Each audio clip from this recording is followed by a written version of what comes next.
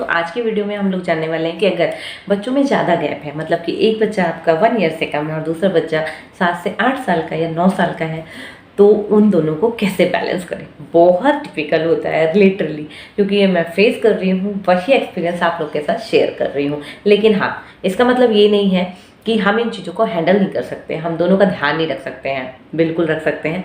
बहुत सारे प्रॉब्लम्स आती है, क्या आती है वो भी मैं आपके साथ डिस्कस करूंगी, कैसे उसका सलूशन कर सकते हैं वो भी मैं आपके साथ डिस्कस करूंगी। तो पहला जो प्रॉब्लम आता है कि बच्चे को ये लगता है, जब भी न्यू बॉर्न आता है तो बड़े बच्चे को ये लगता है कि जो माँ उसका ध्यान रख रही थी हमेशा से एकदम से अलग हो जाती है। क्यों? वो अलग नहीं होती, मन से अलग नहीं होती, लेकिन हाँ, छोटे बच्चे को इतना ज़्यादा ध्यान रखना पड़ता है कि हर बार गोद में लेना, फीड कराना, घंटे घंटे वो गोद में ही रहता है। तो जो बड़ा बच्चा होता है, चाहे वो बेटी हो चाहे बेटा हो, तो उसको कहीं ना कहीं थोड़ा सा एक ज्वेलसी वाली फीलिंग आती है कि मेरी मम्मा, और मतलब एक न्यू बॉर्न, भले वो बच्चा उस छोटे बच्चे से भी प्यार कर रहा होता है, लेकिन उसको कहीं ना कहीं ये फील आता है कि मेरी मम्मा जो है मेरे पास नहीं है। ठीक है, तो ये एक बहुत ज़्यादा मतलब आता है, हर बच्चा फेस करता है ये चीज़। आई थिंक अगर बच्चे में थोड़ी सी भी फीलिंग डेवलप हो चुकी है, बच्चा 6-7 साल का हो चुका है, तो ये चीज़ वो फेस करता ही करता है। और ये धीरे धीरे चला भी जाता है सब, मतलब ये उसके मन से धीरे धीरे चला भी जाएगा। ठीक है, इसको हैंडल कैसे किया जाए? इसको हैंडल करने के लिए सबसे अच्छा तरीका है, बेस्ट तरीका है कि जो आपके हस्बैंड है उनको यहाँ पे बहुत ज़्यादा रोल प्ले करने की ज़रूरत है। जो बड़ा बच्चा है उसको बहुत ज़्यादा सपोर्ट देने की ज़रूरत है, क्योंकि बिल्कुल सही बात है कि एज अ मदर आपको छोटे बच्चे को ध्यान देना ही पड़ेगा। आपके पास टाइम उस समय बहुत कम होता है जब वो न्यू बॉर्न होता है।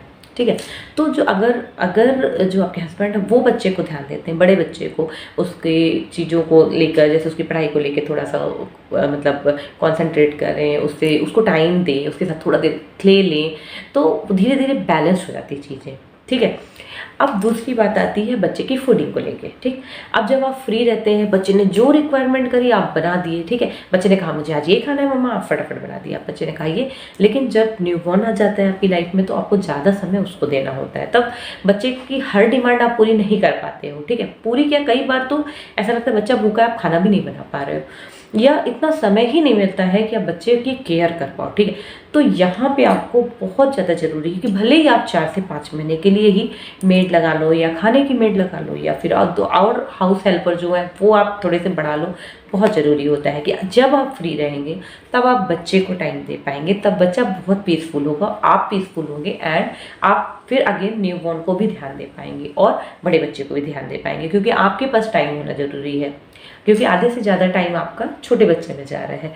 तो अब आपको यहाँ पे ज़रूरत है कि आप अपने टाइम को बचाएं। तो आप दूसरे इधर उधर के कामों में लगे रहेंगे तो बड़े बच्चे को आप ध्यान नहीं दे पाएंगे। ठीक है, तो यहाँ से आप टाइम निकाल सकते हैं।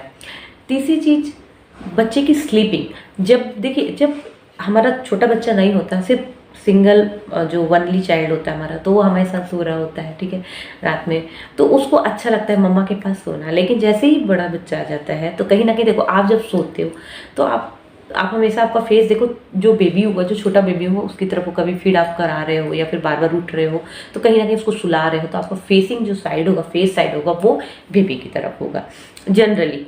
तो ये चीज़ बड़े बच्चे को ज़्यादातर पसंद नहीं आती, तो इसकी वजह से भी वो कई बार इरिटेट होते हैं। ठीक है, ये सारी चीज़ें मैं आपको बता रही हूँ, सब कुछ एक टाइम के बाद सब कुछ चला जाएगा, सब कुछ भी हमेशा के लिए नहीं रहेगा, लेकिन उस टाइम पे आपको कैसे हैंडल करना है वो चीज़ बता रही हूँ। ठीक है, तो उस टाइम जब बच्चा सो जाता है, तो अब जो आपको बड़ा बच्चा, उसको भी अपने पास ही सुलाएं। आप कभी ऐसा नहीं करें कि उसको अलग रूम में सुला दिया, या फिर आप उस पर ध्यान ही नहीं दे रहे, आपके पास सो रहा है। तो जैसे ही छोटा बच्चा सो जाता है, तो आपको आपका फेस साइड हमेशा बड़े बच्चे के साइड होना चाहिए। उसको भी उतना ही प्यार, उतना ही लाड उसको मिलना चाहिए। उस टाइम पे बहुत सेंसिटिव टाइम होता है बच्चों का।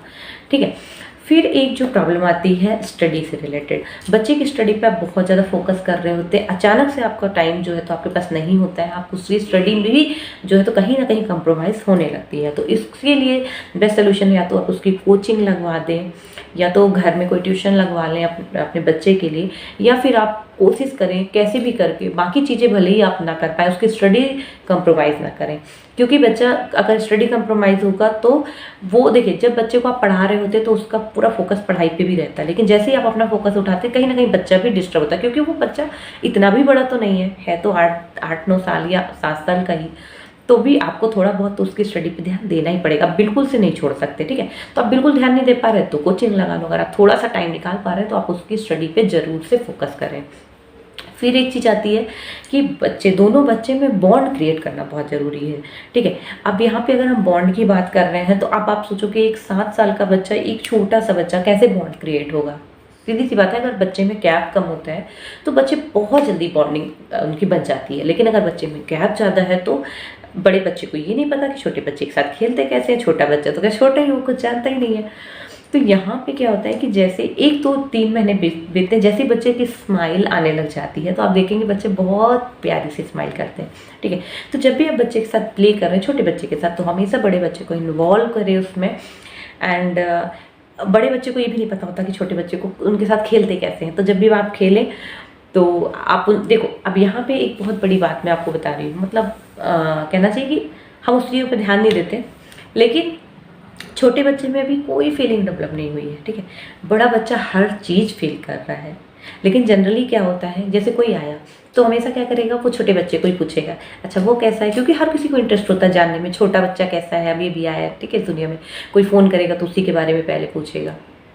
इन चीज़ों को अवॉइड करना है। इवन आप अपने फैमिली मेम्बर से भी यही चीज़ बोलो कि अगर आप बात करते हो तो सबसे पहले बड़े के बारे में पूछो, फिर छोटे के बारे में पूछो, ठीक है।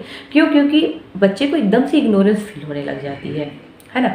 तो यहाँ पे क्या है, अब बच्चा जैसे ही थोड़ा सा बड़ा होगा तो यहाँ पे बॉन्ड क्रिएट करने के लिए आपको क्या करना है, आपको अब यहीं पे इसी चीज़ का रोल मैं आपको बता रही हूँ, ठीक है। बच्चे के अंदर फीलिंग डेवलप हो चुकी है और छोटा बच्चा अभी धीरे धीरे स्माइल करना सीख रहा है, ठीक। तो अगर आप किसी तारीफ भी करते हो ना तो छोटे बच्चे की नहीं, बड़े बच्चे की करो। कोई अच्छी बात बताते हैं ना, देखो जैसे छोटा बच्चा सपोज, ठीक है, भाई है छोटा और बड़ी बहन है, देखो दीदी तुम्हारी बहुत अच्छी है, पता है कितना अच्छा पढ़ाई करती है, आपको भी ऐसे ही पढ़ना है। बात आप उससे कर रहे हो लेकिन बड़े बच्चे को अप्रिसिएट कर रहे हो, तो कहीं ना कहीं उसको भी मोटिवेशन मिलता है। इवन जो छोटे बच्चे से कहीं ना कहीं उसे बुरा लग रहा था उसके आने पे, तो उससे धीरे धीरे कनेक्ट होने लगता है उस। और हाँ, बड़े बच्चे को हमेशा से आप ये चीज़ सिखाएं, देखो आपका छोटा भाई है, छोटी बहन है, आप इसको ना अच्छी अच्छी चीज़ सिखाना, देखो आप इतनी अच्छी चीज़ें आपको मम्मा ने सिखाई ना, सब इसको आप सिखा देना, आप ही सिखा सकते हो, ये आपके साथ बहुत अच्छे से खेलेगा।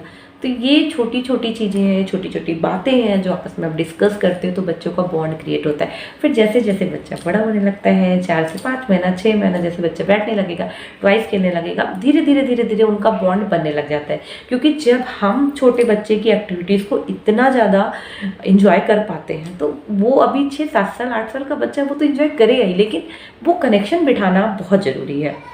सो आई होप ये छोटी सी वीडियो ना आपको काफ़ी ज़्यादा हेल्प करेगी दोस्तों। छोटे छोटे टिप्स का ज़रूर ध्यान रखिए। एंड जो बच्चों का गैप है अभी आपको लग रहा है इनिशियली, लेकिन एक समय के बाद ये सब कुछ कोई गैप नहीं होता, 7 8 साल 9 साल कुछ भी नहीं, एक समय के बाद सब बराबर हो जाते हैं। अगर आज मैं बात करूँ तो मेरी छोटी सिस्टर मुझसे 6 साल की छोटी है, कई बार तो मैं उससे भी एडवाइस लेती हूँ कि यार मैं ऐसी ऐसी प्रॉब्लम है तो मैं क्या करूँ। तो ऐसा कुछ भी नहीं है कि जो बड़ा है काफ़ी बड़ा हो गया तो वो कभी मतलब उनका बॉन्ड नहीं बनेगा, ऐसा कुछ भी नहीं है। बचपन में थोड़े से बड़े हो जाएंगे, खेलेंगे भी साथ में, और बड़े हो जाएंगे तो एक दूसरे से एडवाइस भी लेंगे, तो ऐसा कोई प्रॉब्लम नहीं है। मतलब कई लोगों को लगता है कि बहुत ज़्यादा गैप है मेरे बच्चों में तो कैसे बॉन्ड बनेगा, तो ऐसा कुछ भी नहीं है। सो ये छोटी सी वीडियो आई थिंक दोस्तों आपको हेल्प करेगी। एंड अगर वीडियो पसंद आई हो तो वीडियो को लाइक कर लेना, चैनल को सब्सक्राइब कर लेना। एंड किसी को लगता है कि छोटी सी वीडियो हेल्प करेगी तो ज़रूर से शेयर कर दीजिएगा। तो चलिए मिलेंगे किसी नेक्स्ट वीडियो में, तब तक के लिए बाय।